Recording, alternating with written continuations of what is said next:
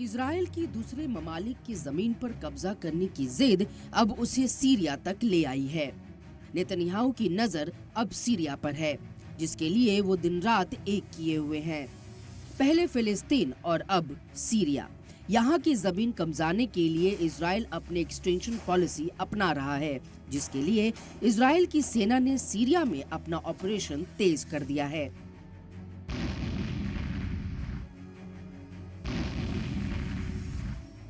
Israeli फौज south Syria के दारा में घुस गई है और दारा में आईडीएफ और सीरिया के इक्तदार पर काबिज हयात तहरीर लड़ाकों के बीच जंग जारी है। ऐसे में इजरायली फौज ने दारा में झड़पों की अभी तस्दीक नहीं की है। हालांकि इजरायली सेना पिछले कुछ दिनों से सीरिया में हवाई हमले कर रही है। HTS की क़यादत वाले सीरियाई वज़ारत ख़ारजा ने इन हमलों की मज़म्मत की है। साथ ही तुर्की ने इजराइल को साफ पैगाम देते हुए कहा है कि इजराइल तुर्की के आसमान में मुदाखलत न करे। वहीं इजरायली फौज ने सीरिया के साबिक सदर बशर अल असद के इक़्तिदार के दौरान कई बरसों तक सीरिया पर हमले जारी रखे थे, जिसमें उन्होंने ईरान से जुड़ी आर्मी इदारों और लेबनानी मुसल्लब ग्रुप हिजबुल्लाह के लिए तेहरान से हथियारों को निशाना बनाया। साथ ही सीरिया में इजरायली ऑपरेशन के बारे में भी आपको बताते हैं।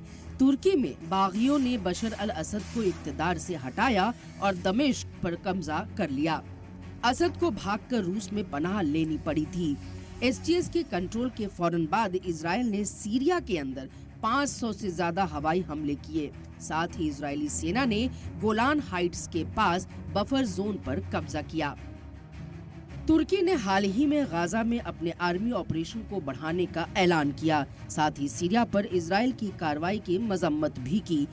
तुर्की की वज़ारत ख़ारजा ने एक बयान में कहा कि गाजा में ऑपरेशन बढ़ाना और इजराइल के कब्जे वाले वेस्ट बैंक में बस्तियों की तोसी पर आलमी कानून खिलाफ वर्जी के लिए इजराइल की सख्त मजम्मत और अमन की तलाश से खिलाफ उसका रवैया भी शामिल है। ब्यूरो रिपोर्ट, सलाम TV।